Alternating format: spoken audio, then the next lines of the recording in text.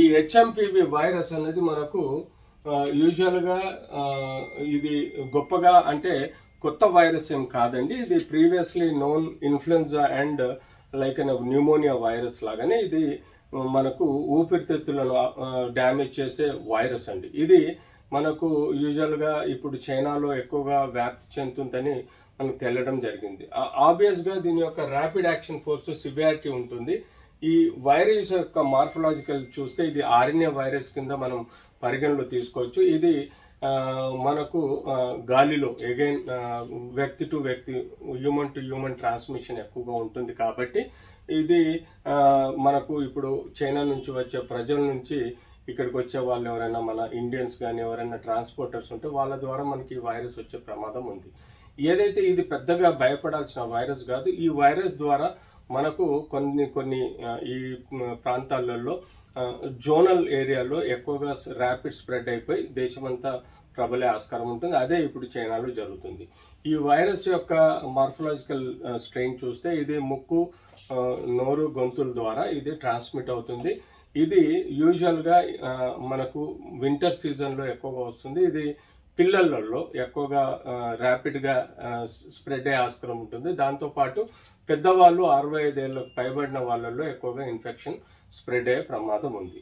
అంతేకాకుండా ఎవరికైతే రోగ నిరోధక శక్తి చాలా వీక్గా ఉంటుందో, అంటే ఇమ్యూన్ సిస్టమ్ వీక్గా ఉంటుందో వాళ్ళల్లో ఎక్కువగా స్ప్రెడ్ అయ్యే ఆస్కారం ఉంటుంది. ఎందుకంటే ఇమ్యూన్ సిస్టమ్ లోబడి ఉన్న వాళ్ళల్లో ఈ వైరస్కి యాంటాగోనిస్ట్గా మనకు యాంటీబాడీస్ ప్రొడ్యూస్ అయ్యే ఆస్కారం ఉండదు. కాబట్టి తద్వారా ఈ వ్యాప్తి చెందే ప్రమాదం ఉంది. ఇది యూజువల్గా ముక్కు దిబ్బడము, కోల్డ్, రైనైటిస్ అంటే ముక్కు కారడము, అలాగే గొంతులో నొప్పి, అంతేకాకుండా దగ్గు, జలుబు లాంటి ఏవైతే ఈ సీజనల్ డిజీజ్ ఉన్నాయో అలాగే మనకు వ్యాప్తి చెందే ఆస్కారం ఉంటుంది.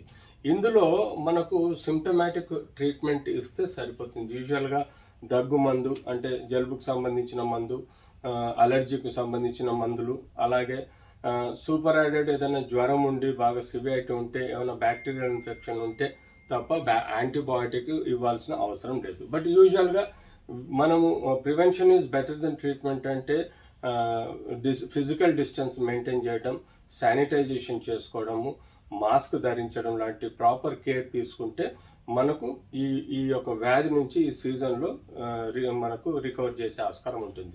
యూజువల్గా న్యూమోనియా వ్యాక్సిన్ కానీ, ఇన్ఫ్లుయెన్జా వ్యాక్సిన్ కానీ ఎవరైతే ఆల్రెడీ వేసుకున్న పిల్లలకు కొంత బేసిక్ ప్రొటెక్షన్ ఉంటుంది.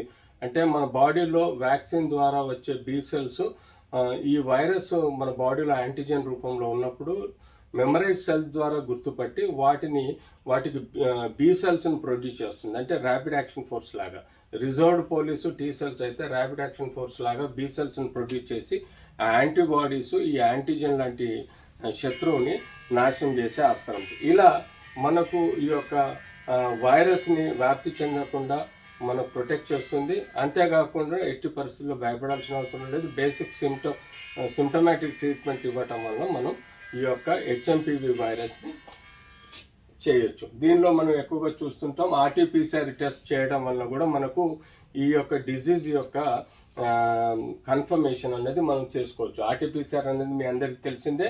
కోవిడ్ టైంలో మనం ఎట్లయితే శాంపుల్ తీసుకొని దాన్ని స్ట్రెయిన్కి స్పెషల్ ల్యాబ్స్లో పంపించి చూస్తామో, అలాగే ఈ స్ట్రెయిన్ ఏ రకమైన స్ట్రెయిన్, ఎలాంటి వైరస్, మార్ఫలాజికల్ స్ట్రెయిన్ ఏంటి అనేది చూసి దాన్ని బట్టి డయాగ్నోజ్ చేయడం జరుగుతుంది. ఇది 5 నుంచి 7 రోజుల వరకు మన బాడీలో ఉన్న రోగ నిరోధక శక్తి దీన్ని ఎదుర్కొని నాశనం చేసే ఆస్కారం ఉంటుంది.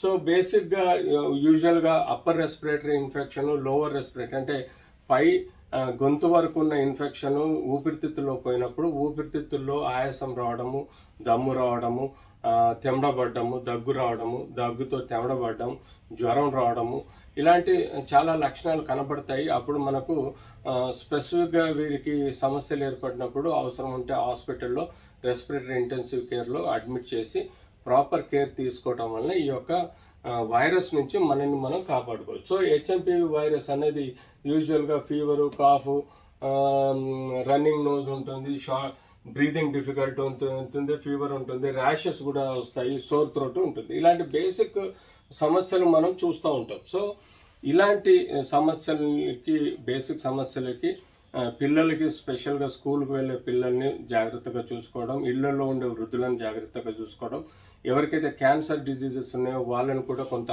కాపాడుకోవాల్సిన అవసరం ఉంది. ఎందుకంటే ఎక్కడైతే ఇమ్యూన్ సిస్టమ్ వీక్ ఉంటుందో అక్కడ సమస్యలు ఏర్పడే ఆస్కారం ఉంటుంది. కాబట్టి జాగ్రత్తలు తీసుకుంటే మనని మనం కాపాడుకోవచ్చు.